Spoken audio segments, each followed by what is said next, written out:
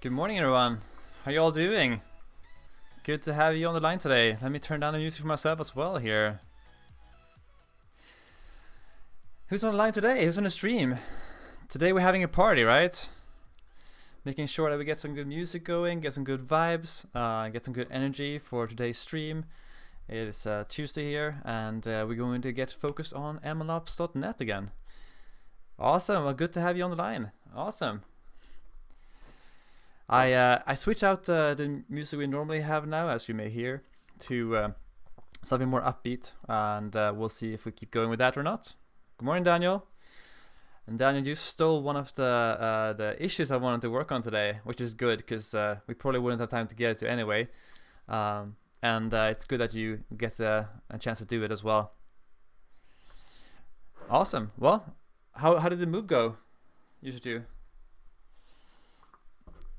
I need some music here.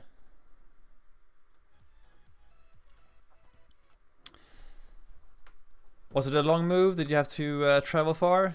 Was it just around the corner?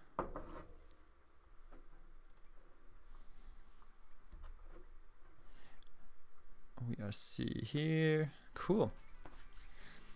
Well, today I do want to do quite a few stuff and things. If you want to have different music, let me know. I'm playing some happy music right now, but we can change that to whatever you want to.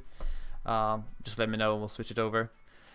Usually I like to get started with some happy music and upbeat music when working on tasks in the morning. So I figure we'll do the same and have some background music here as well. Nice, okay. Not too bad. That's good. I heard people have to take flights to move out of their dorms and stuff like that as well. There must be a lot of work getting all those things settled, and fixed up, so should be something special here. Oh, cool. So we'll get quite a few things to look at today, so I'll switch over to that, and as always you can always chime in if there's a question or if there's something else. I want to make sure we kind of pivot today a little bit depending on what you want to look at, what you want to work on. There's tons of things moving here with the Reaper right now, and I'm so happy people are chiming in, helping out. It's really, really awesome to see. If you think the music is too loud, let me know and I'll turn it down. I can't really hear how loud it's for you, but let me know and turn it down, or I'll turn it up, depending on what you like. So, what are we going to do today? Alright, cool. I'm making a little list here for things we can do today. One thing I definitely want to get down today is separating out our data stores and model repository into different compartments. So right now you kind of select I do Azure or I do local file share and SQLite, but you can't mix and match. So it would be really cool if you can say, okay, I put my models in my blob storage, but I do want my metadata and metrics locally on a SQLite, or vice versa. For example, you can imagine like a multi-cloud situation where you want some of your stuff in AWS and some of your stuff in Azure, or you're like very secure aware and you want all your stuff locally, but in different solutions here. So separating those out into different applications or different flows here will allow us to later kind of build onto the application here. And you can see that I've added some issues here going forward for like adding AWS support. I think it was the last stream here not too long ago. That was a suggestion from one of the attendees, and I think that's great. So for example, we could have our models stored in an S3 bucket in AWS, and we can have our metadata stored in a DynamoDB, for example, right? Or something else. I mean, definitely chime in here with ideas. I think in general, like I have limited knowledge of AWS, so this is kind of what I found being the equivalents for AWS. So it'd be kind of cool to look into and learn more about that and see how we get there. Alright, I'm going to switch to something a little bit calmer so I can think as well. I think that would be a good one. Let's see. I have no idea what this is. Mixed. We'll see. So that should be good. So we'll make sure we prep for this and make sure it's ready. Luis added this issue the other day. So the idea here is not only having storage providers for local things, but also have it for like MLflow support as well. So we can store like metrics and stuff like that in MLflow, but actually do our deployments and all those things in MLOps.net, which I think would be really cool and useful as well. So I think that's something we definitely want to look at and get that going. All right. So without further ado, are you all good with jumping into this one first and see what we can do here? Any questions you have so far? Any thoughts? Any changes to the plan today? We'll see what we get, I guess. Silence means that you agree. Good. All right. Wow, this is very ambient here. A little bit too much for me. Okay, let's get something else here. Well, sure. That is a funny one. Pop, no. Okay. Oh, I'm gonna fall asleep here. Have to have something else here. I think I'm gonna go back to happy. Alright. Cool. Alright, so the first thing we want to do here, I think, is that we want to start messing around with these extension methods here. So you can see right now that we have our Azure package and we have our SQLite package. In each of those, we have our MLOps builder extensions, right? And right now we want two methods. We have one for SQLite and one for Azure. But the issue here that we're trying to solve is that in both cases, we are configuring both the metadata store as well as the model repository. And we want to split these up. We don't want them to be configured together. Because for example here, we're using local file repository, even though we're using SQLite for our model data.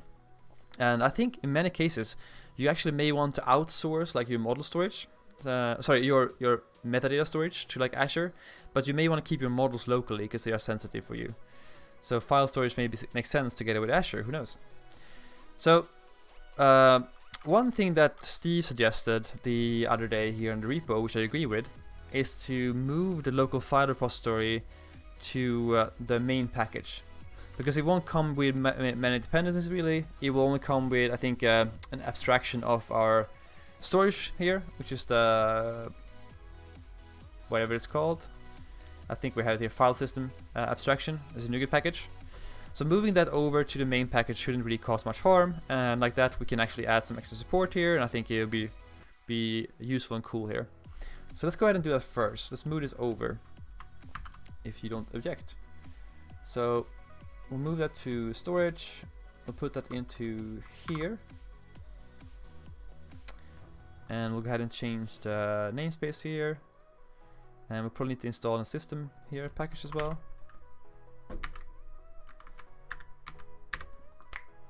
Cool. Latest is fine. So how's your week been so far? How's your weekend been? Any fun plans? Anything happening?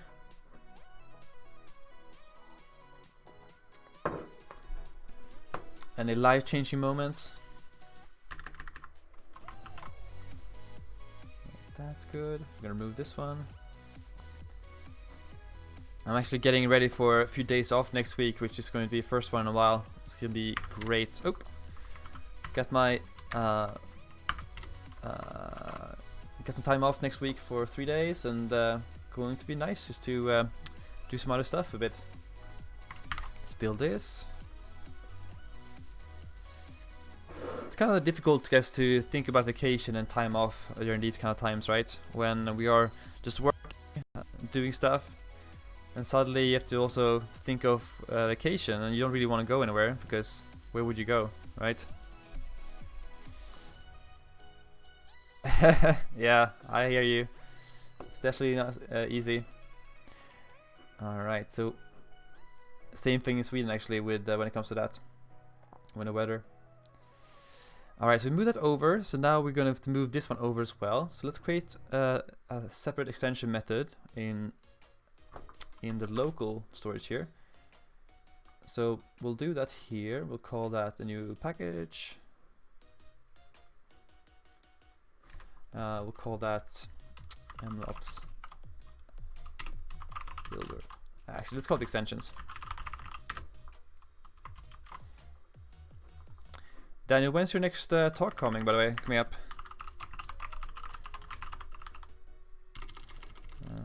Builder extensions.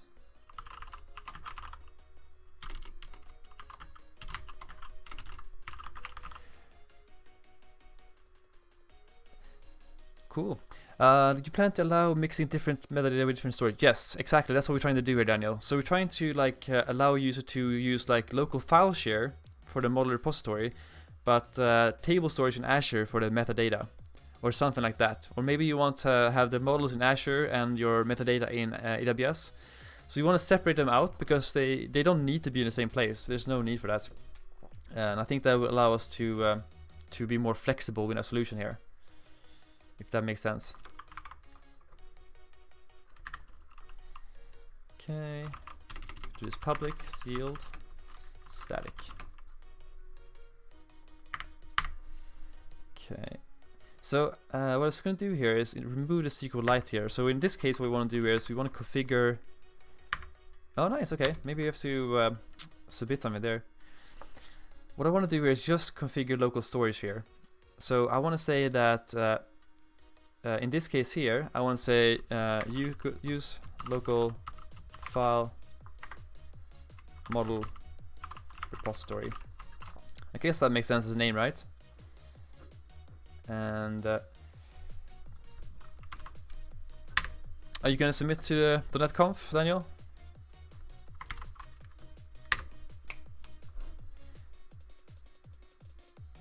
Let's see. Okay. Definitely want to do it as well at some point, I think. Okay, let's see what we're going to call this. Do we have a...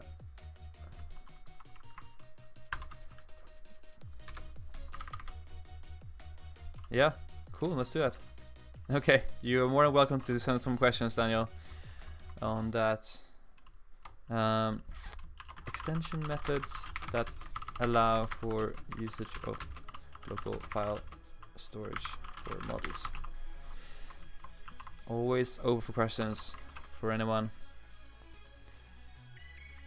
Okay, and we'll do this one is want to make sure we kind of align with whatever we have here. So we call this enables usage of local file share for model storage. Okay. And we have to also make sure we add this.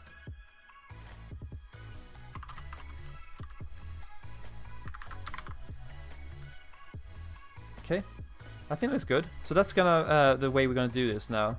And we don't need this one, I think.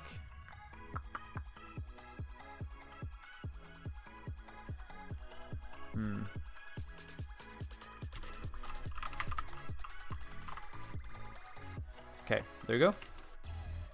I think we're good. So this is going to allow us to configure local file storage separately. So we can take that out from this one now and make sure it's not part of this one. So now it's going to be SQLite only here, which is really nice. And we'll make sure we remove all the comments here. That anything else would be suggested.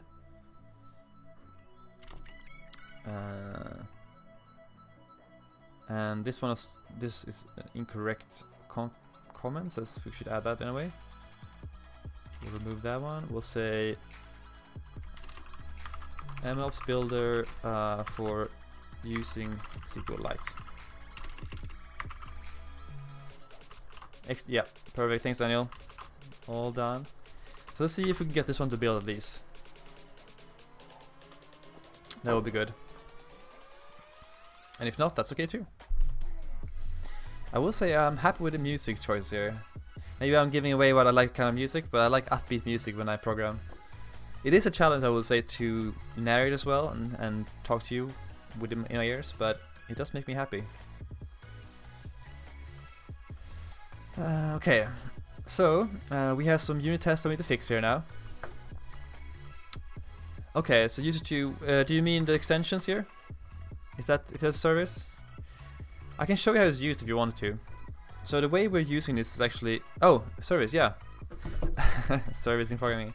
Yeah, I think you'll. It's called Pretzel Rocks. You see it in the chat actually right now. So anytime it changes the song, it is going to show you what song it is. So it's a music service that is using licensed music that is, appropriate for streaming without violating any copyright laws. And it has options for instrumental or something else. So it's really cool. Good if you want like to streaming and want to make sure you respect the copyrights of people. And I think there's also a paid version that I may get later, which allows you to choose music and like do thumbs up, thumbs down, or suggest other music, which we may want to do later, so you can pick your favorites. But I think it's like for smaller artists, so it's not like for Spotify for like I guess bigger artists, but like more local artists or something like that, which I think is great. Alright, so now we want to make sure we update tests here. So we can at least remove that one. So now we can just do SQLite completely here. And we also want to make sure we add tests for the local file storage. So please, can you remind me, Daniel or Yushichu or someone on the stream, add tests? Because I promise you I will forget the tests. That's just how I am right now. I'm like a goldfish memory. I look away and it's gone in my memory. Okay. Well, we'll clean this up at least. Okay. So this one, for example, would be good moving scenario, because this one is actually checking that the model's uploaded properly. So we'll make sure we move that. So let's actually do that right now. We can do that by adding tests to our MLOps test here. But I actually what I want to do is add a new project, because this is going to be integration tests for this one. So we'll go ahead and do that. We'll do add new projects, and we'll call these test, I guess. Do we have a test template? MS test, sure, that's what we're using. So we'll call this mlops.net tests, integration test. It's kind of funny when you like integration test. Yeah, it's kind of funny when you like building an open source solution like this and product with y'all. Like a lot of things that you don't think of really when you like work on, I guess, enterprise architecture, like your day-to-day work, is happening here. Like, for example, picking unit test framework. Like I didn't even think of that, so suddenly we just started using MS tests, and I always used an unit, but now I don't want to change because like we already started. So like setting standards and ideas is like something you don't really think of when you start something from scratch completely. But that's okay. Sometimes just those decisions are made for you, and that is completely okay. There's no reason not to have that. Alright. Well, we'll just add a class here, it's fine. So we're gonna call these MLOps builder extension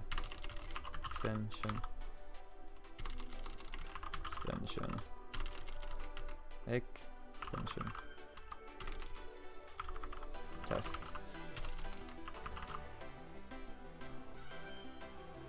Yeah, there's definitely quite a few different frameworks out there, and I don't really have a big preference honestly neither. I used a lot of MS tests before my current assignment, and now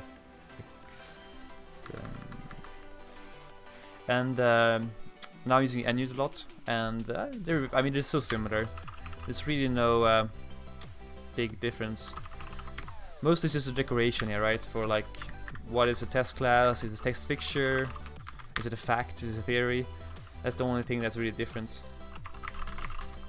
Okay, so we're gonna move over test here. I'm gonna make this to be test category. Test category. Integration. Exactly, yeah. Right now it's completely okay, I think. And we actually have the whole thing here. So all of these here. Okay, this is unit tests, so we'll change those later. But we need a SQLite integration tests here.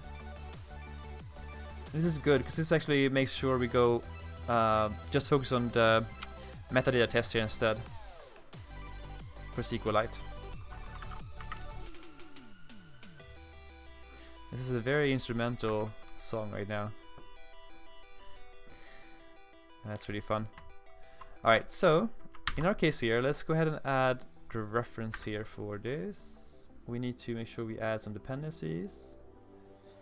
Add reference. What does MIDI mean, Daniel?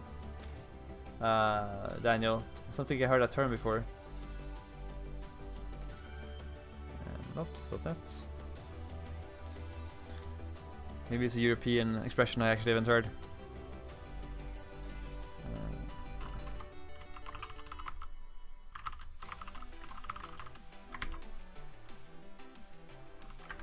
What is this called again? Let's see. What is this called? Extensions. Alright. Perfect. Why is that not available? Ah, okay, I see, yeah. Yeah, definitely. That's definitely true. Okay. Why is this one not working?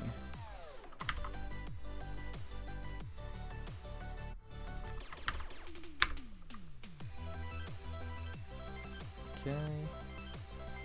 Expect this one to find it.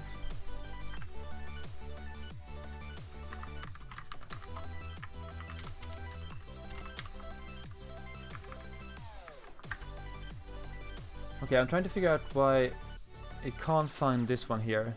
So static class, we should be able to find it. Public.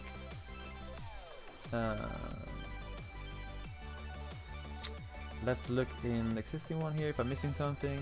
Public static class, extensions, SQLite. And it should be taking in MLOps builder. It's public static. Oh. Well, yeah, that should be fine. Should be taking that one in.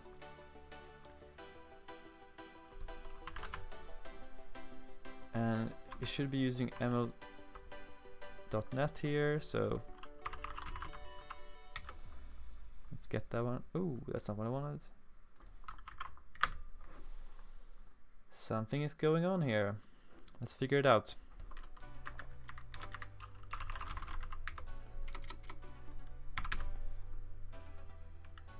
Okay, using extensions.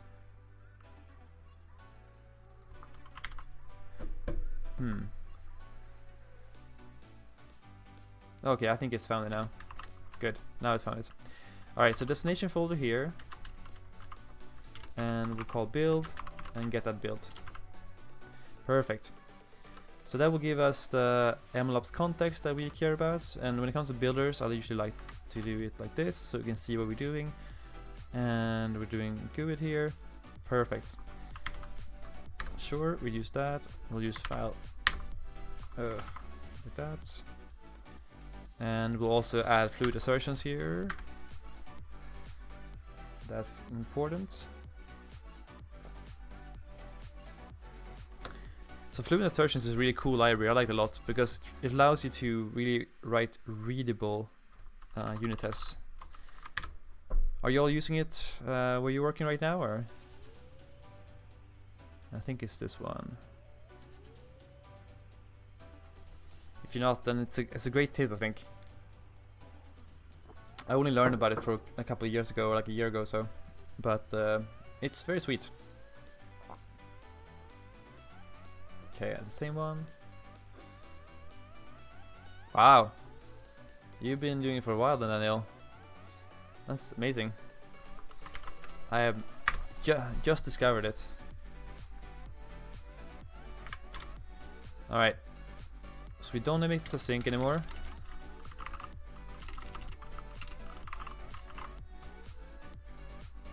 Okay.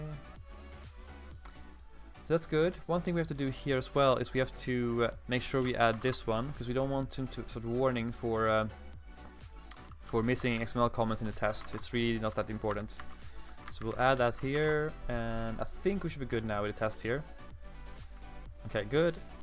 And oh, apparently it was a sync here. Alright, So that's a good test right there. So let's see if we can build now if something's missing. And then we'll move some more tests over if needed. Extension. Okay. So we have the SQLite tests here, and we want to move this over here. So we're going to move this whole thing over, and we're going to put it in our other unit test project here for MLOps.net here. So this one. This is where it belongs. And yes, this is where it belongs. Period. So we'll put it here instead, and we'll make sure we move that namespace. And we do need to install some testing helpers here, so let's go ahead and do that.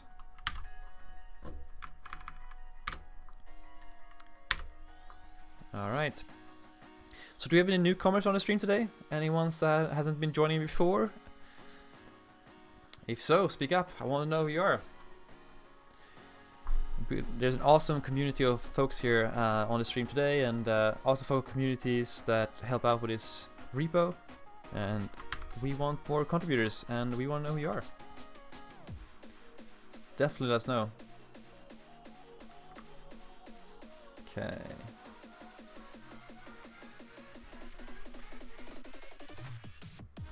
Did I make that internal visible, I think?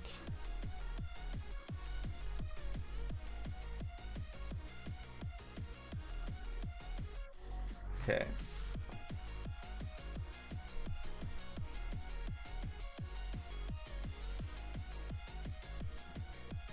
So did we have an internal visible here before that I didn't see?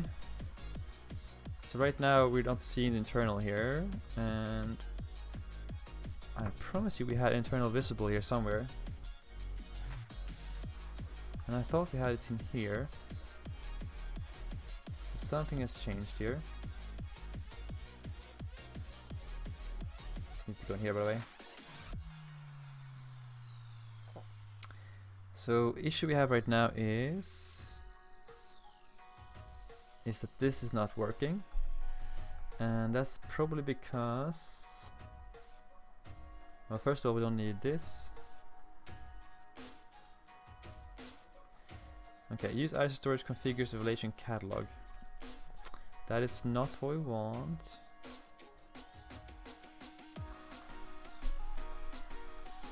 I think we need to rename these, by the way. Okay, and what is this one? Okay, that's perfect. So that should be fine. That should be fine. Do a little cleanup here. It's always good. And this one here is okay. SQLite storage.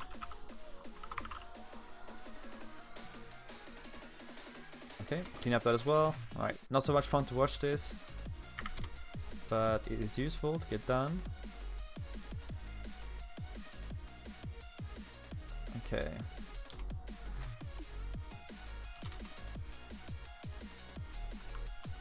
Let's get this changed. And here's the model catalog, and we want to fix that a bit here. So we'll see here that that needs to be moved over, so this has to be the local file share now instead. So we need something similar for extension test here in our MLOps test, and we don't have that yet. So let's add that, and that'd be quick. That's quick to do. I wonder if I just want to copy this one real quick here. Actually, let's do that real quick here. So much fun. This is why we're doing it right now, so we don't have to worry about this later. So we are doing some heavy refactorings here, but if we do it now, it will be good for later. And if we don't do it now, then we will pay the price for it later. So I'm okay with doing it right now. Test class for this. Use MS test. Make it public. We'll move over these tests that are not related to SQLite from this one here, since we have broken them out in a separate one. And I don't envy the one who's going to do the review on this, by the way. Especially when I can't spell. That won't be fun. extension tests. Alright, sounds good. So now we should be able to do use local file storage instead here. And that should be from this one.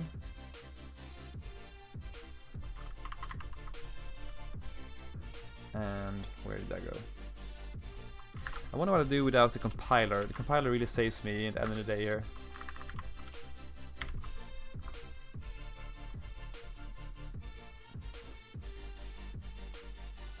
But I'm definitely having some issues with Studio right now because it's not providing me any useful namespaces here.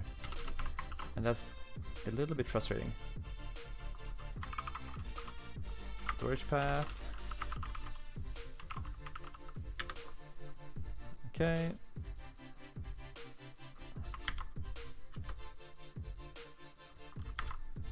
Do insertions. Okay, I think we are in business now pretty soon. So what this is doing here is that if you configure the local file storage, that should be fine. But that means that our model repository variable in this ML builder should be of type local file repository.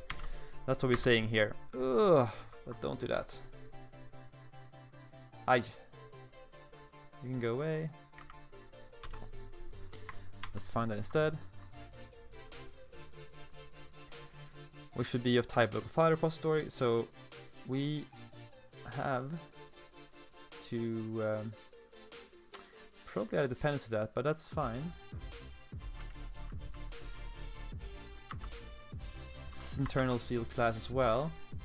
So do we have an internal visible here? I don't think so. Alright, so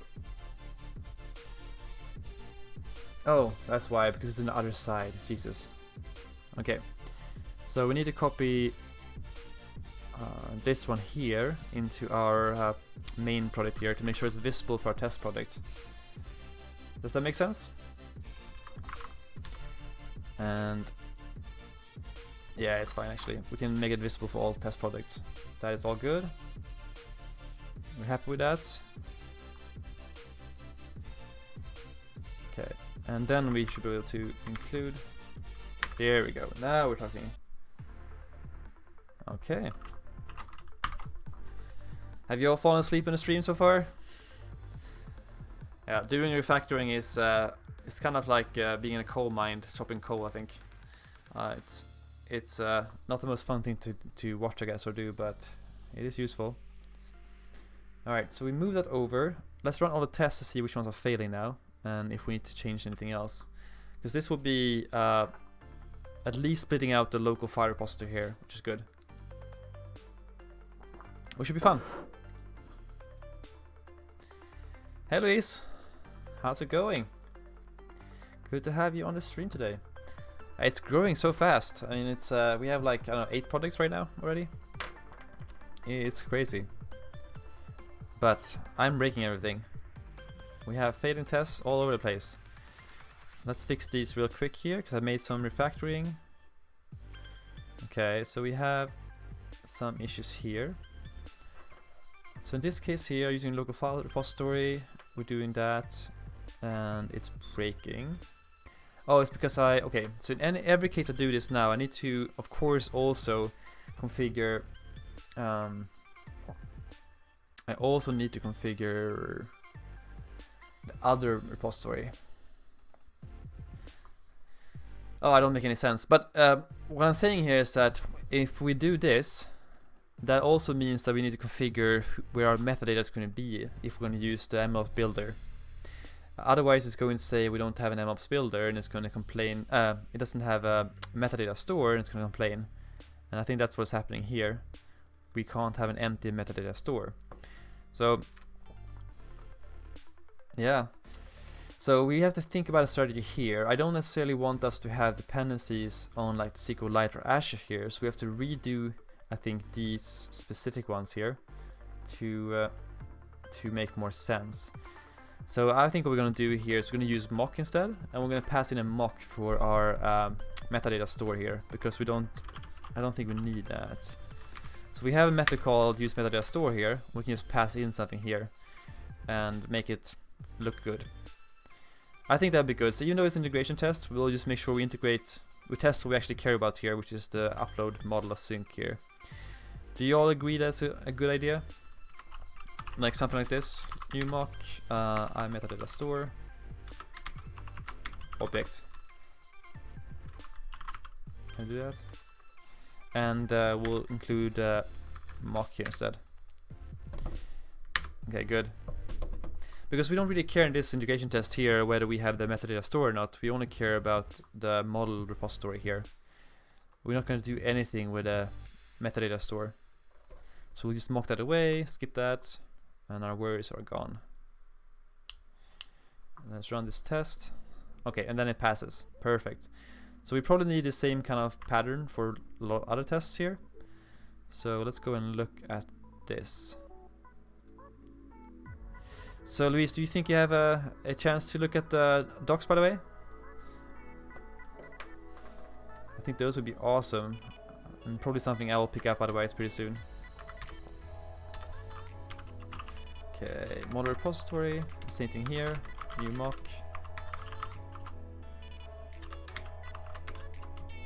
Object.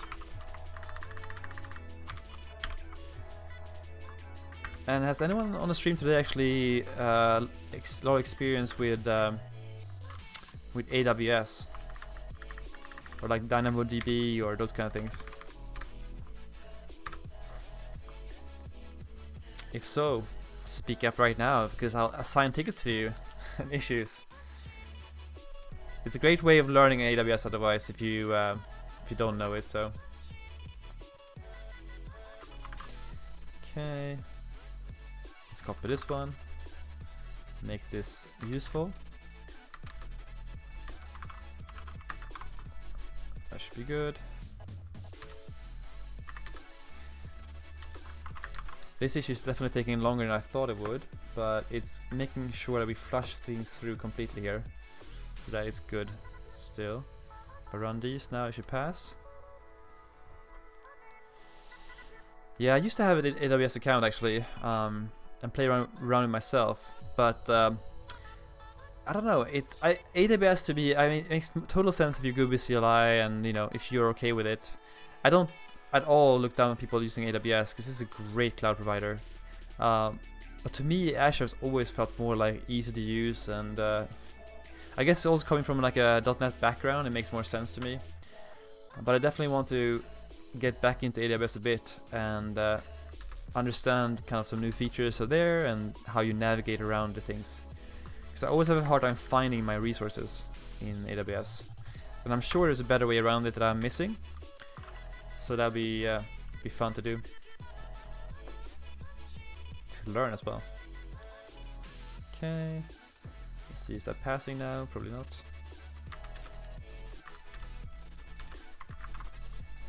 By the way, I want to give a shout out to John if you're on the stream as well, and Hyping and Davi and Journey for being my GitHub sponsors as well. It's really awesome. I really appreciate that support. So thank you very much, guys. That's awesome. I really like the GitHub sponsorship program because it really enables a path at least to sustainable open source community. So thank you guys. Alright, one test failing and then we're almost done with the local file stuff here. Last one here. Okay, so we need a model repository here and a mock, and then we're good. Install mock here as well. Okay.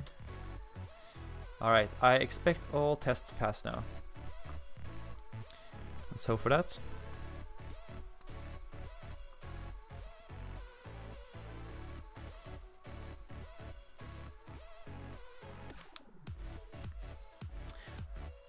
Alright. Ugh, what? A failure? Unacceptable. Oh. Already configured? Oh, okay. I need to have this instead. Okay. That makes sense. So Lise, how's your project going, by the way, on your stream?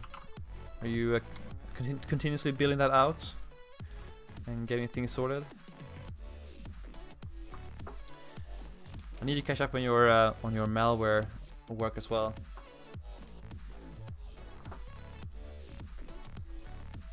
Okay, let's see.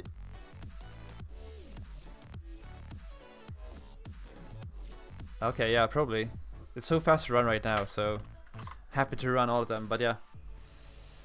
Alright, so we have made our changes for local file repository, so let's open a branch for that. We're going to add more to this PR, but we at least can get that sorted.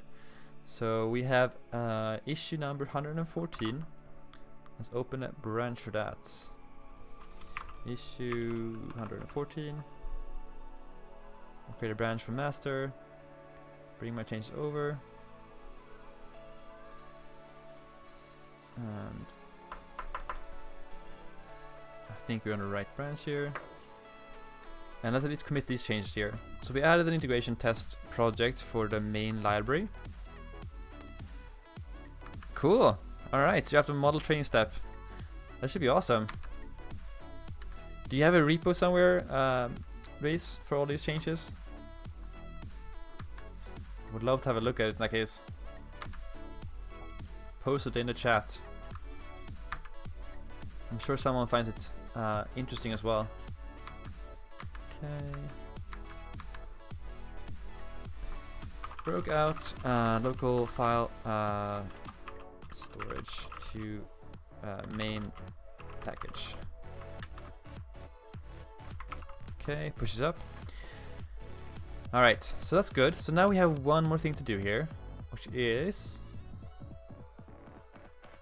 reload. Hopefully that won't break anything.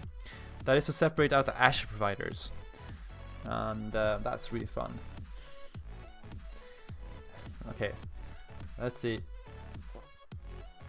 So in the Azure case here, we have the same issue. And this should be a lot easier because I don't think it's going to be all over the place, but we can at least do the same thing here. So in this case, we want to separate this out into two different methods here. So we can copy this one. Thank you, Louise. Awesome. The question now is the naming here, because the naming is going to be hard. So we want to, in one case here, only do the model repository or metadata store. In the other case, we want to do the model repository.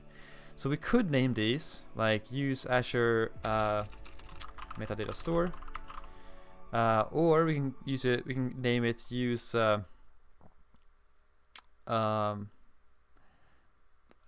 table storage in Azure. I don't know. Do you want to be specific on the implementation, or do you want to be more like specific to the interface? This is like a naming question that we can go either way, but I want to make sure we are consistent with this.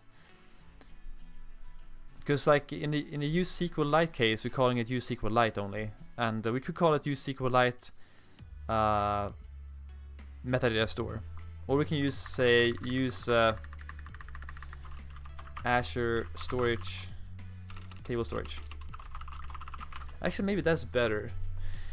What do you think about use Azure table storage?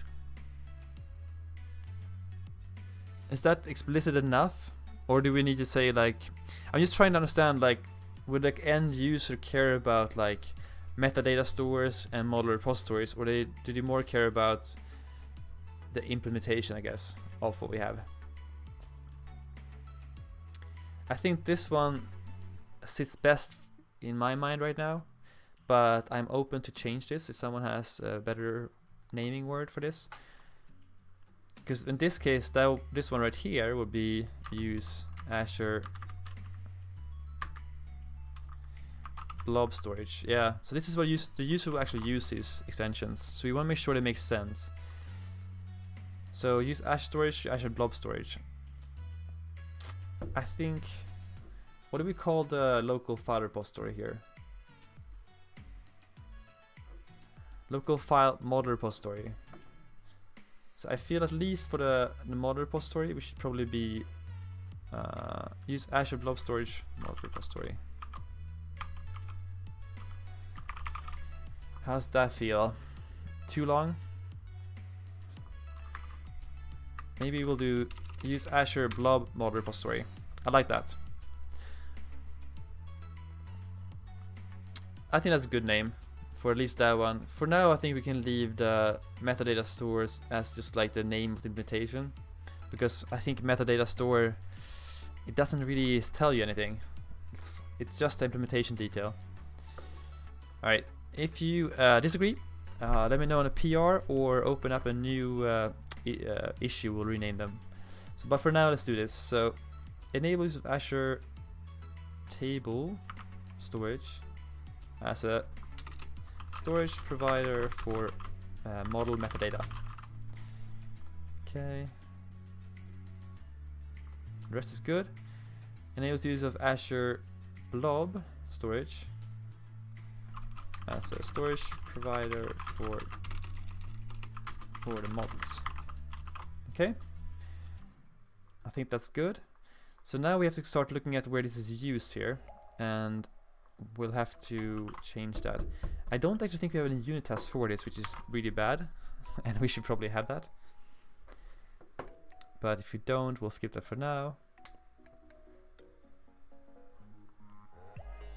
Okay, one failed.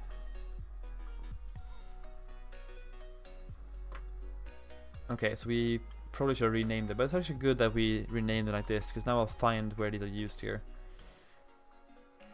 So in this case we have a unit test. Perfect. So we want to use configure evaluation catalog. Alright, so we want to make sure we have the right metadata store here. So we'll just use that. But in this case we also need to configure our model repository here. And we don't really care what this connection string is.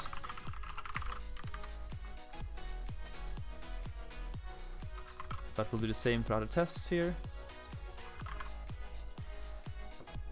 We'll need to open up a new issue to update the examples here for this, I think, as well, because they will break as soon as we deploy a new version of this library to NuGet.org. Alright. And we'll go ahead and do that. Alright. So let's run all the tests here and make sure they pass. That would be a good thing. Anyone thought of new issues we should add, by the way, to repo?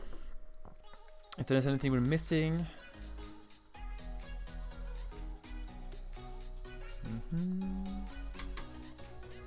Okay, we have the wrong version here.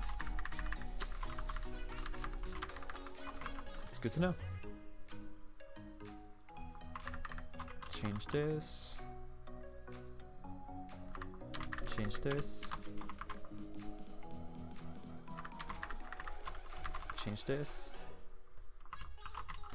One thing I personally want to look at more is, and we may actually do that in future streams, is building example solutions for like regression, well, for ranking, recommendation, maybe even something for image classification and DNNs.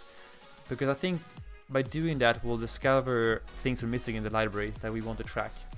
So other metrics or other things depending on the ML task. So we should probably do that as well. So if anyone wants to open issues for that and start working on that, you know, be my guest. That'd be awesome. Alright, so I think with that we have enabled that support. So let's go ahead and push these changes up here.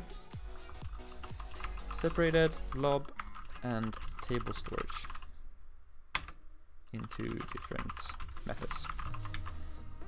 Exactly, yeah. We need more examples. Just because I said that, I'm going to update our examples right now, actually, for the specific predictor, I think, in just a bit here. Daniel, good question. So, are you thinking about more than one example for one ML task? Yeah. So the idea is to add multiple products to that solution. And we can rename the products if you want to. So it's like binary specification, and then or the name of what we're doing instead. If that makes sense. So we can have multiple examples. We can also have a name for like different providers.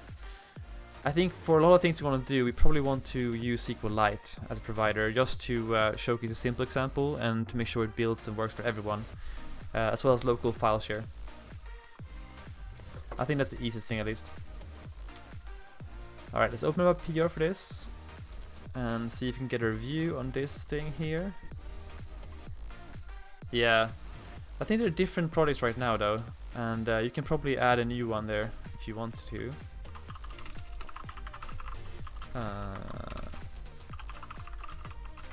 Refactor setting up metadata store and model repository in different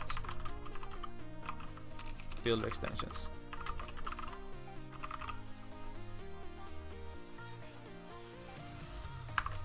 Okay, fixes 114, right? Okay, and what are we gonna call this? It's going to be, well, kind of just title, I think. Okay.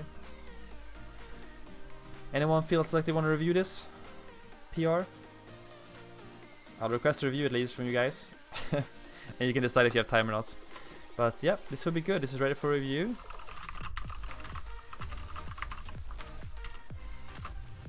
And we'll get that going. So I think we're good there. We have refactored this out and made a little bit more extensible and usable here. And hopefully that will make sense for anyone using the library as well. And once we have this merged, yeah, we can go ahead and merge them later. But let's look at your example actually. I want to look at that, Daniel, because this is a good next step here. Because examples are important, as Reese pointed out. So let's make sure we look at how we want to structure that real quick. So we have examples here somewhere. Okay. So you're right that right now it is called, let's see if we can load this solution up here. Maybe. Okay, there we go. Right now it's kind of done like this. We could change if you want to. What we could do is give this another name as well, like the ML task, then dot what we call it prediction. So in this case it would be I don't know what it's done actually. Let's see. What did I do here? I did product categories, something like that. So we could do that if we want multiple examples. I think it makes sense to have one ML task example only, not to confuse people. And try to kind of build out on that one. So if we want to add more methods here or change this, we'll change it here. I think it also makes sense to only have one example for, or that's a good question actually. I want to ask you guys, would it make sense to have multiple examples, one for like SQLite, one for Azure, and then one for AWS, even though you can't run all of them locally because you may be missing an Azure account? Is that something you feel like we should do? Because that could be a good idea. We could just like open up the connection string and say, please fill this out if you want to run it. And in that case, I think it would make sense to have it MLOps.net dot provider dot ML task. Okay, that's fine. I think that's great. So I think you got a good point there. Should we rename the project like this, or should the provider be before the ML task in the name? What do you all think?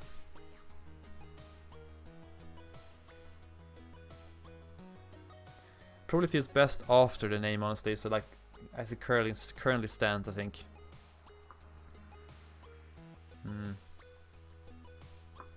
Going once.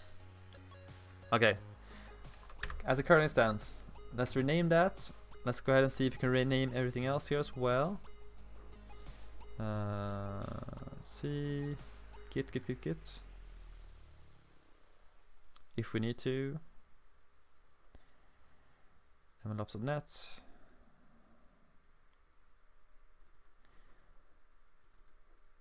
Okay.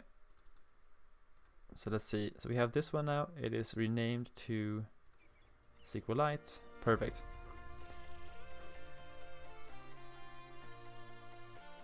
Okay.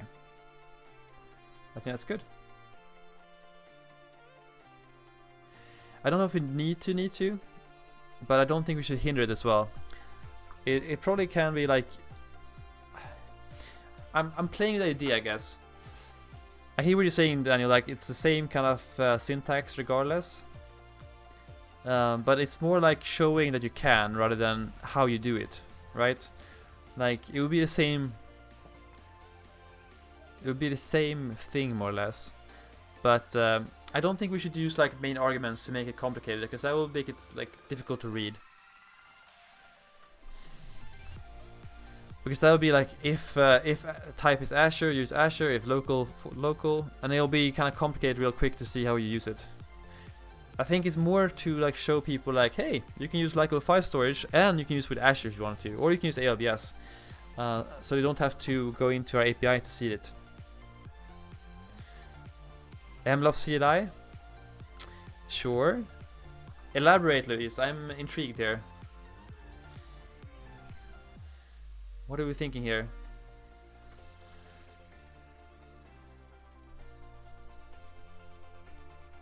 Okay. I think that's fair. Let's create one set right now. Okay, we'll leave it as it is. We won't rename it. We'll just use the same examples here, and we'll see kind of how it goes later. Okay. I am convinced. And what is Luis saying?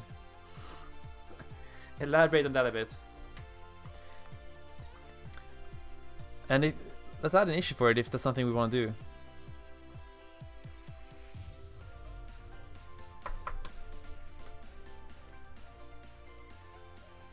Yeah, but how would it work? Would it be like MLOps CLI? I'm trying to think of how we would use it mostly. I get what you're saying. Like, it's okay, Luis. Luis, do you mind opening an issue for that actually whenever you are on a computer? Because I would love to hear more about your idea there. I think you're onto something. I want to just hear a bit about the value proposition and also your thoughts on how we used. I think that'd be really cool to learn more about, if that's something you want to do. Thank you. All right, so we open that PR. We're good with this. Exactly, yeah. That could be a good integration of GitHub Actions.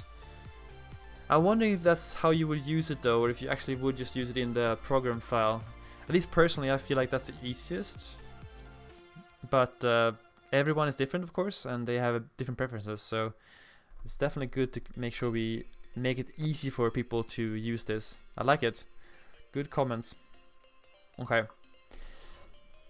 So we should keep looking at issues here. Does anyone feel like we should look at the AWS providers here? I don't think we have time to finish it today, but it would be kind of cool to start looking at least. We can also look at tracking, adding something to track Git commits or comments if you wanted to. So right now, for example, there's no good way here of tracking. Okay, this is too upbeat. There's no good way of tracking what Git commit you were doing when you train a model. And that's probably really useful to go back to and look at in the future. So for example, if you run this training thing during a session, you want to be able to also know like which commit did actually change this code or this configuration here in some ways. And we have talked about this a little bit before with the comments here. And maybe adding some kind of property on the run for this. And the idea here, at least from a user perspective, is that when we build a client out, we can actually have like a list of runs, right? Think of that. And then on the side, you can just click on a run, or a column, I guess, and you'll be taken straight to the GitHub repo, where all the information is stored. And like that, you have the integration between each run and the code you used for that run. So if you're curious to see like how your program.c has looked at a given point in time, you have that association between the code and the model itself. So I think it's a super useful feature. It's a matter of making it work in some ways. Does that sound good to people? Do we want to start looking at this a bit? I think we probably won't have time to finish today, but we can at least start it, if nothing else. Okay. Hearing no objections, I will look at it at least and see where we go from here. And I think we need to brainstorm here a bit on how we want to do this, and because I haven't thought about this issue before, so this is a completely new issue, no prep work, live stream. We'll take it where it goes.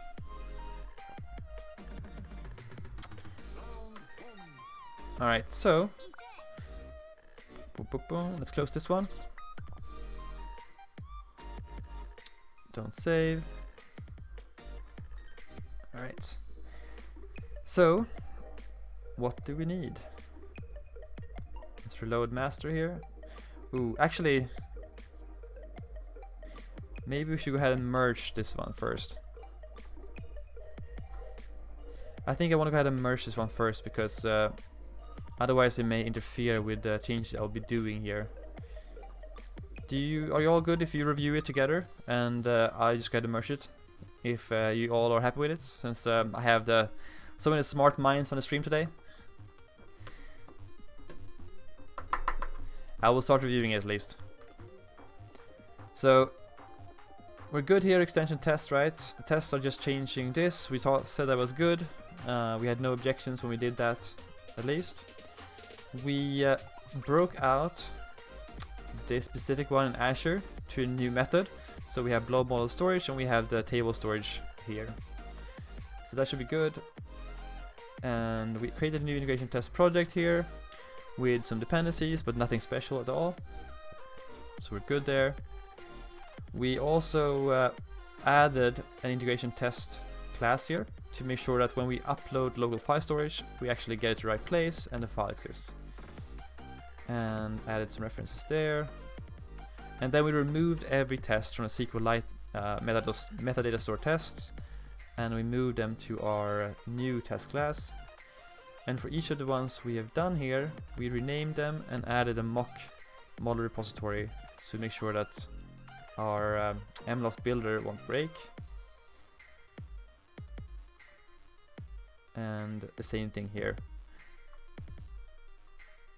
Okay. I think personally we're good here. Does anyone object for me merging this so we can have a fresh master branch here with these changes? So I will say reviewed on stream. Is that okay? Thumbs up if you are okay with it. Completely objections and you want to have more time to review it, let me know. And I won't do it, and we'll try to figure out the merge conflicts instead. User 2, Daniel, Luis, anyone else on the stream else also listening? What do you think? Good?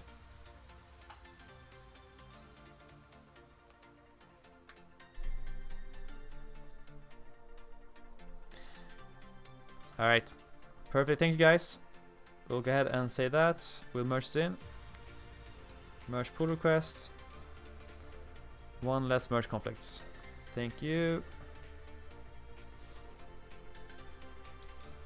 Alright, let's go fetch master now. And pull the latest changes here.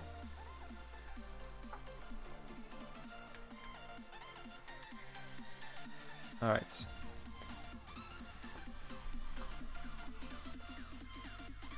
So I think what we need to do here, at least, if you just think about the actual backing information here, we need to add to our entities here in our run. We need to add a new property here for git commit, right? And type string, I think, and it should be git commit hash. Should we call it git commit maybe?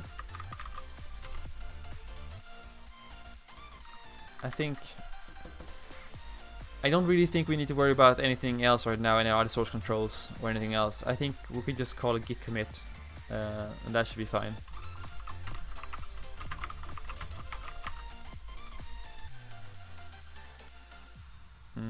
Yeah. And this is an interface. Commit hash. Okay. Commit hash, please. Okay, so I'll call it git commit hash though. That's good. That's a good thing. And then we can also add another one later for comment if someone has a comment specifically. I really don't think people will use a comment though, because that needs to be updated each time you train a model, and that would just be a lot of work. But git commit hash is, I think, useful. Okay, I like it. So let's go ahead and implement that everywhere in our entities, and then we'll figure out how we want to use it as well. That's going to be the tricky part, I think. Okay. There we go. That's done. And we have one in SQLite here.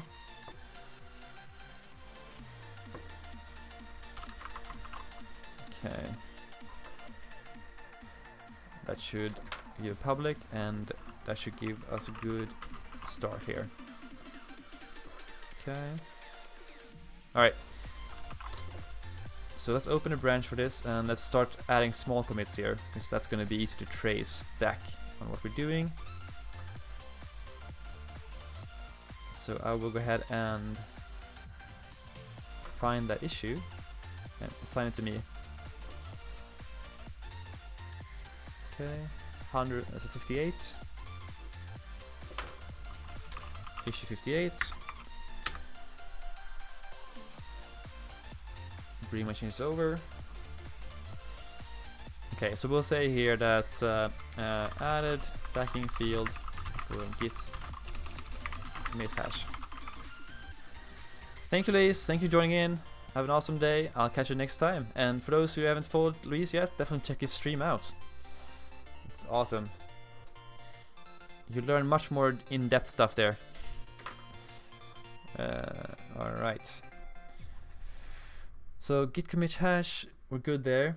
So now we can build and see if it breaks anything. I don't think so. And then we'll figure out how to set this properly.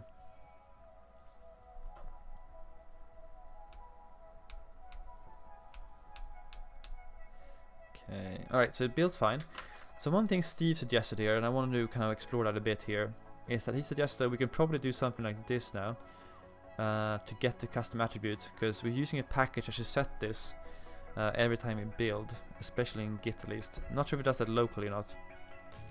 So we should be able to use this in the constructor of the run or something like that. And we want to just keep this, I think. We don't really want to keep the rest here.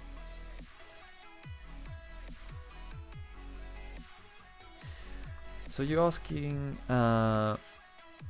would you have to update extension libraries less if you use inherent and base classes in the main libraries? No, I don't think so. So I think I want to avoid base classes in general. I'm not a big fan of inheritance because it kind of ends up with a lot of issues down the line. So I rather prefer composition. And I think having the main interfaces there is fine. And then, because if we change the behavior of the way we do it, we want to make sure that we have to update every place that we use it. So it can be awkward if we suddenly start storing git commits, right, in SQLite, but not in Azure, or not in AWS or somewhere else. So I think having those interfaces in the main library and then any changes to them kind of pushes them out is the way to go. Because then we really force an update, which is good. But up for discussion, of course. Okay.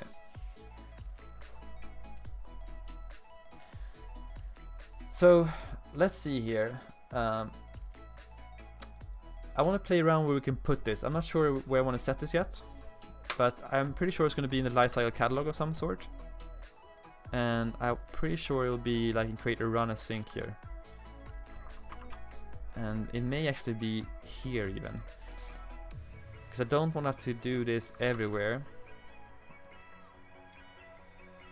So right now here we create a new run. I'm thinking that we could do it. I think we could do it here. Yeah, I think we can do it here. Let's see how this works. I'm not sure this is going to work or not.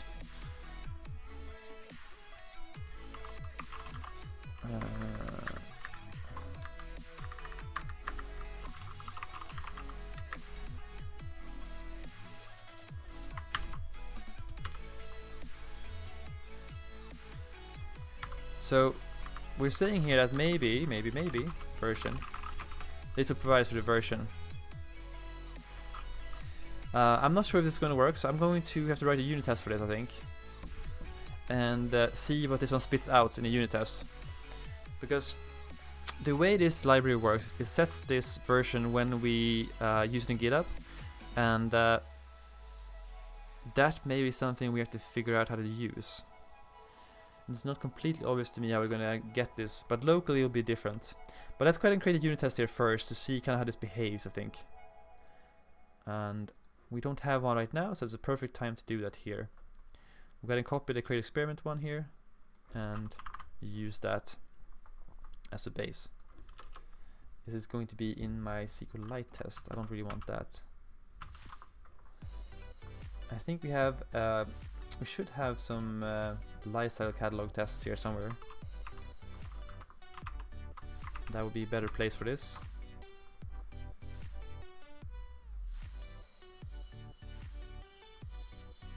Where is that? Here you go. Okay, perfect. This is a better place for it, because we can mock away a lot of things here. So we'll copy paste one of these and use that as a base. And we'll say create run. Ooh. Create run async sets git commit hash. Okay. And in our case, we want to create run async. We want to pass in experiment ID. We don't really care. We can't store the run though, so maybe. Okay, we don't really care about training times here. Don't care about this one. And we don't care about this one. But let's see if we run this. If we run this, what are we going to see as a result here? So let's debug this one. I'm curious to see what that method spits out as a version locally.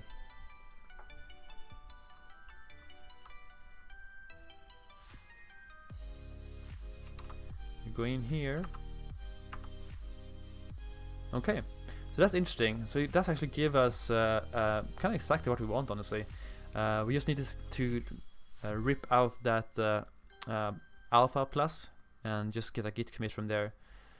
And I guess what it's getting this from is from whatever we had last time we built here, because it's setting that as well and probably pushing it to the repo. So for example, our current package version here is going to be 86. Interesting. So does that increment it each time?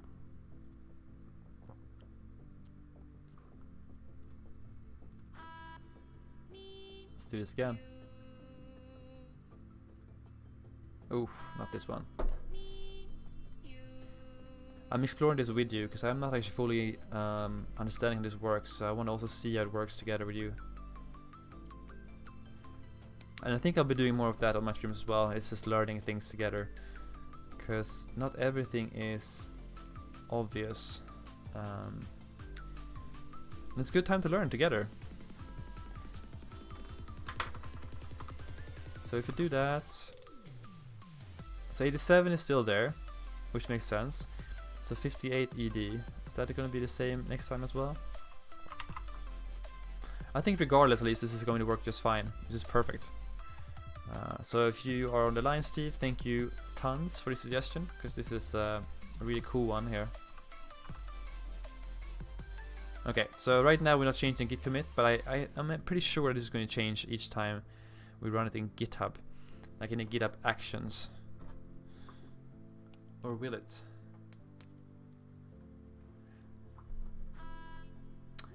For us it will.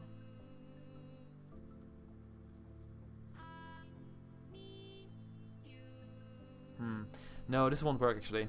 This won't work. But And the reason for that is going to get the version of our package, and that's all good, but we care about the version of the consumer. So we care about that specifically. Does that make sense? Like right now, if you do this right now, that's going to just use whatever version we have our NuGet package, and that's not going to be helpful for the end user. What they want to pass in is a git commit hash of themselves, so whatever they have. And I wonder if there's a way to get that within the program CS itself, or if it's a way to pass that in. So like, you can get it in GitHub Actions. It's not so difficult. It's like a parameter you can pass in.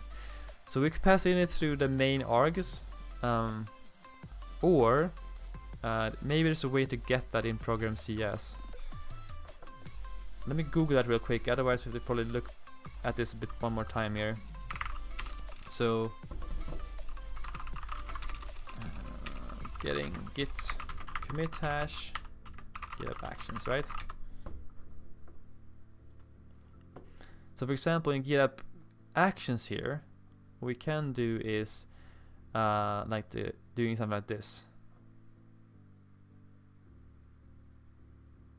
And that's going to be this value right here. So we could pass that in as an argument into the method instead.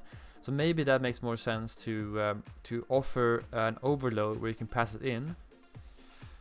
But is there a way to get this elsewhere?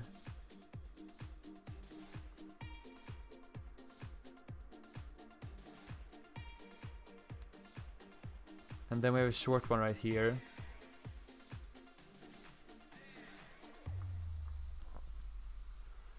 Let me see here.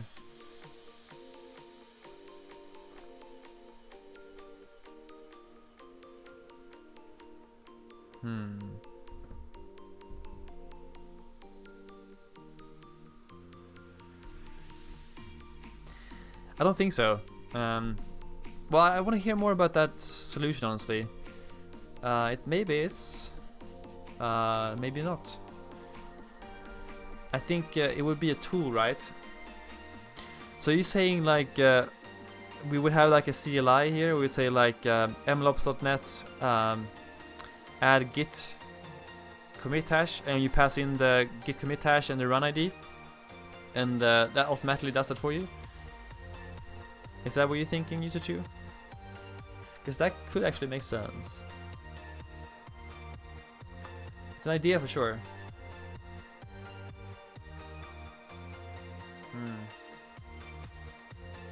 I'm not too familiar. Yeah, okay, yeah. I see. So instead of passing it into the program.cs, what we would do is do that. And I guess what we would do is we would do it afterwards in the flow, right? So we would do like if you use like GitHub Actions, what we do is we would build the ML solution, run it, and in here we would do like all the fun stuff, I guess, adding, like creating experiments, runs, metrics, all the stuff, right? And after that, are you saying that we would do something like this then? MLOps nets. We will maybe do like I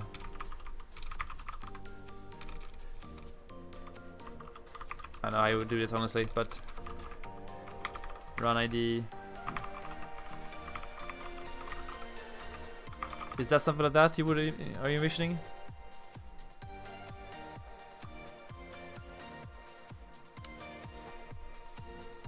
It's definitely an idea. Okay, cool. That makes sense. Thank you for explaining that. I'm trying to think of how we would do that, I guess. So I guess that would need to be a global tool in ML, in like in .NET, right? In that case, that we have to download to do those things. And that needs a configuration method as well in that case to know where to go with the storage providers. So that would definitely be a bigger task, I think. Not a bad idea. It's a really good idea. I would love if you. Yeah, it's a lot of work, exactly. Yeah. I think Luis is going to add an issue for this, so there's definitely a good chance for us to discuss this on the issue itself, because I want to have a discussion on this. This is a really interesting idea. I like it, but I think I need to know more before diving into it to understand what we're doing here. But for our purposes here, though, I think it also makes sense to have, yeah. But the class I think won't do much right now. I think we probably need to do is a different solution, honestly, for the tool itself, or use something like this here as well. I think what we could do here, though, is we could have an overload where you can pass in the git commit hash. So, like, for example, let's say we have an example. So this right here is the example way, right? This is building a review predictor, and in this review predictor, we are using our tool right here. So what we could do is say, okay, the user can pass in not only the connection string on how to use it, but they can also pass in like git commit hash here. And that could be like the second argument, right? And that commit hash can then be kind of passed down into the tool itself. So when we do create run async here, instead of only passing in the experiment ID here, or name, we would also pass in the git commit hash like this. So they would like be able to link those together. That would be a simple solution for now, until we have a global tool in place where you can actually call it from GitHub Actions, right? Make sense? Okay, cool. That's kind of what I'm envisioning right now. That's like a cheap man's solution, I think. I think what you're suggesting and Luis suggesting is probably a little bit more classy and cool. But let's keep building on this solution here and see if we can get something working here at least. And if Luis doesn't add an issue, you know, UserTube, definitely go ahead and add one. I would love you to add one for that. Okay. So in that case, what we need is skip this completely. And we'll add an overload for this instead. And we'll say string git commit hash. And we can add it to empty for now, honestly. Can I do this, by the way? I don't think I can do that as an option parameter, right? No, I can't. No, I could not, of course. Must be compile time. Yep, makes sense. But we can make this an... I think it makes sense to have it as an empty optional variable here. So at least it's... we don't make it too difficult for us, I think. And we won't break anything else here. And the same thing here as well. Git commit hash.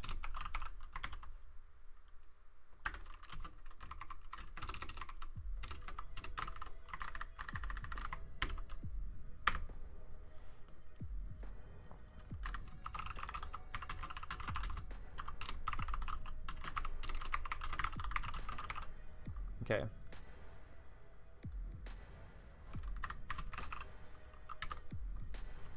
I think that's good. That's definitely opening up the possibility, at least, of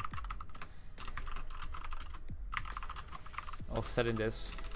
If someone wants to track these things, which I think it's going to be super useful. Okay. So now we need to open up this as well here. So we need to do that here for create run async. So it'll be git commit hash.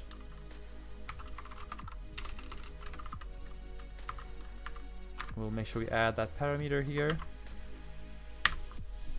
to our collection, and we'll say optional sets the git commit hash.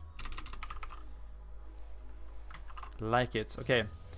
So now we need to implement these on our interfaces to make sure that that's used. We can build a solution and find those using the compiler, which is always the fastest way of working, I think. Alright, so create run async.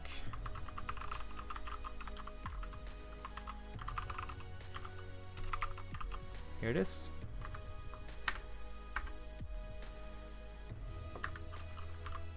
Add that to it. Okay. So in this case here, we could set it after we create it, honestly. We don't need to pass that in, I think. so that's going to be optional.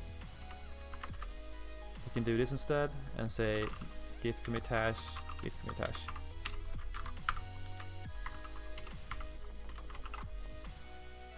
Is that okay? And that should set it at least when we create it. I guess the option here is that we have a method for it instead, but I feel like it makes more sense to set it with the actual creation of it. At least it does so for me. Okay, so we should add some unit tests here and make sure this works. Okay, they passed. Good, so let's add some unit tests and then some integration tests as well here. So in this case here, create run with git commit hash sets to git commit hash, okay? So we'll say git commit hash. We'll call this 1 2 3 4 5. We'll pass this in here. Git commit hash. And all we'll say here is that we want to make sure that this is passed, and and you see that it's not working, so that's good. This is why we're doing a unit test. We missed this. We want to assert that this metadata mock verify that create run async is using, we don't really care about the experiment ID here, but some kind of GUI would be nice, and the git commit hash, and that should be done once, right? Okay, and I think we can clean up some stuff here as well, because I don't think, no, that's good. And we also check that if we haven't provided it, it should be empty.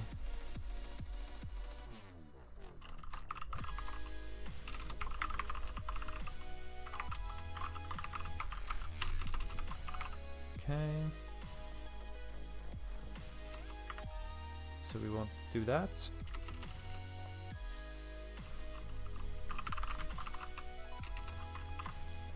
Okay, let's run these tests and make sure they work, and then we'll add integration tests, and I think that's going to be a good start for this, right?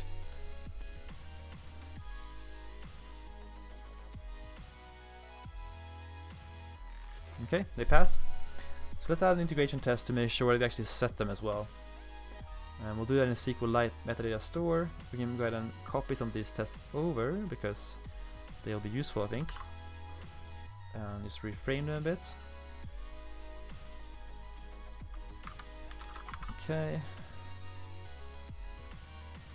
So in our case here, we want to use this builder here. Why is this pass? Oh, okay, it's using the SQLite here, that's fine. The whole thing. Alright, so that's good. And in our case, what we want to do here is do the assert here.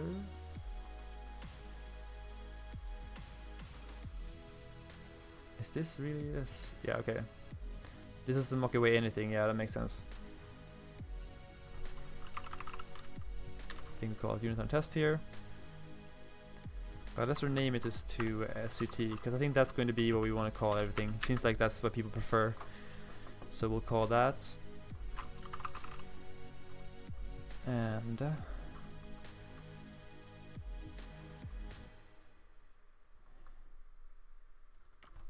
do lifecycle, create run async. Okay. And we, instead of doing the mock checks here, we can instead go and fetch this run, I think, and check it out.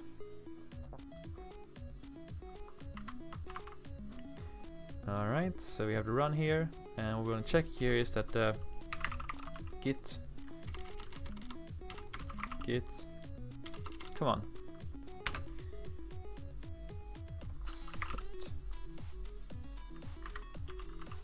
git commit hash should be git commit hash. Nice. Alright, let's copy this over, do the last method, and I think we can open a PR for this and get all the comments that we need here.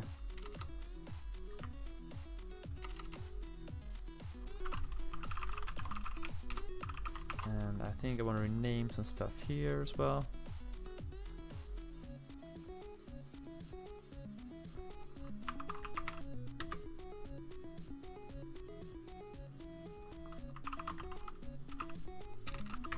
Does it make sense to folks so far? Are you following?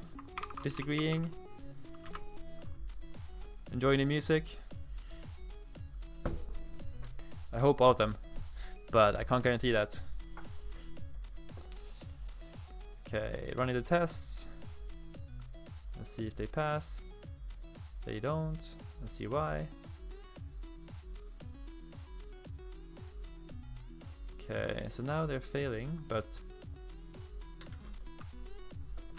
good, we're still there, good. I wonder why these were passing before. Cool. So we see that it is failing now. I'm not sure why they were passing before. Okay, they were passing before. Okay, I think this has to be reworked, by the way.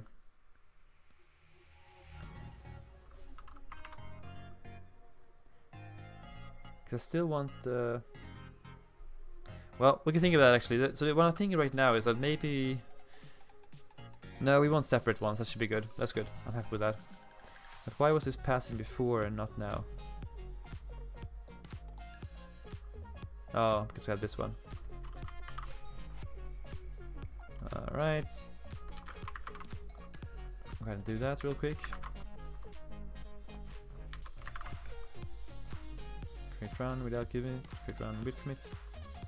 Set train time. Okay.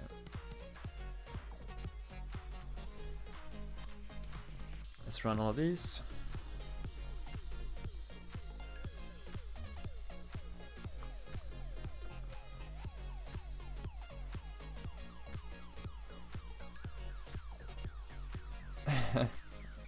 Come on, pass. Ah! Does it pass if you run it again? That would be bad. It does not. I don't know why I'm trying that all the time. Okay, so this is an issue, right? So we ran into this before. It's because we have changed the structure of the database. So we need to go into our context here and change this into our SQLite context. And we have to figure out a better solution for this, but that's okay. For now, I'm just going to do that. So the issue right now is that we do ensure created, and it's just going to not work right now. I will ensure and delete it for now, and then I will recreate it. So Daniel, this is probably a good issue if you are good with SQLite on like how you want to. Well, actually, this is just Entity Framework Core, I guess. But we need to migrate our schema. So, for example, right now in this version, we have changed the schema and needs to be migrated. Would we do like ensure created and then just do like database migrate to make sure it's on sync, right? That's probably the way we want to do it. Here we go. That works. If so, we should probably add a ticket for that to get that sorted.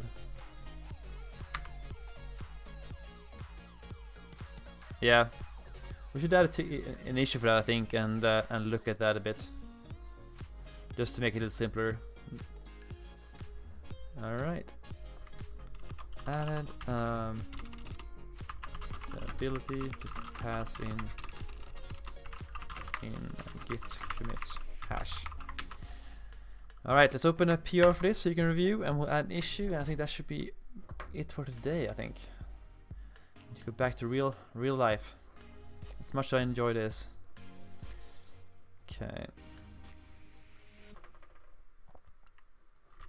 Added ability to pass in to link a run with a git commit hash. Fixes that one.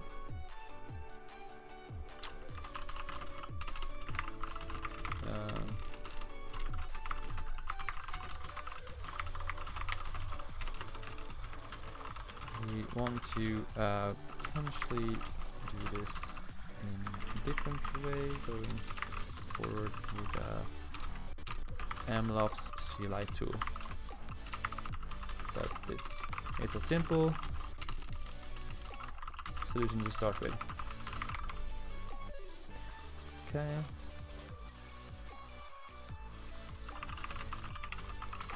Alright, please review that whenever you have a chance. And we'll add some issues here. So we need to do one thing here real quick here. Add migrate ability for SQLite schema. When we update the schema, we're gonna add a new property. The what are you gonna call it? Our SQLite mutation is out of sync.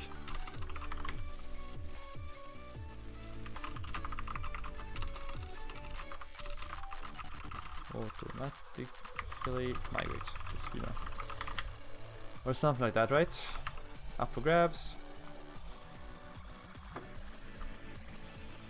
Alright. User 2, do you want me to add an issue for what do you call it?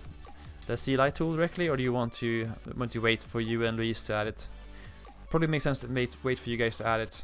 I'll add a note for myself here to remember it, and if you forget it, I'll add it. But I think you and Luis will be able to. Okay, I'll add an issue then, and I will ask for input from you guys, and you can add your thoughts here.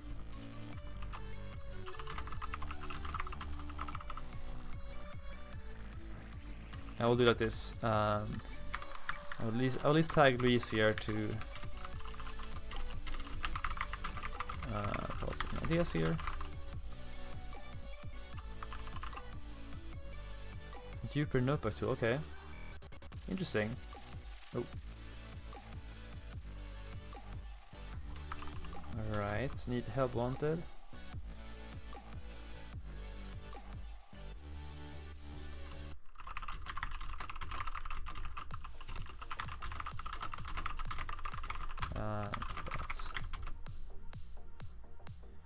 Okay, so you're saying we should have a Jupyter Notebook tool as well? Are you thinking, so what's the difference, why couldn't we use the current package for Jupyter Notebooks? I think we should be able to just use that, because it's just NuGet dependency, right? And we can import that, and that should work by itself, I think. Let me know if I'm wrong there, I think so at least.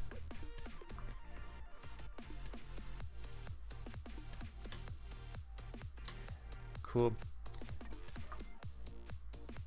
I'll wait for your response there.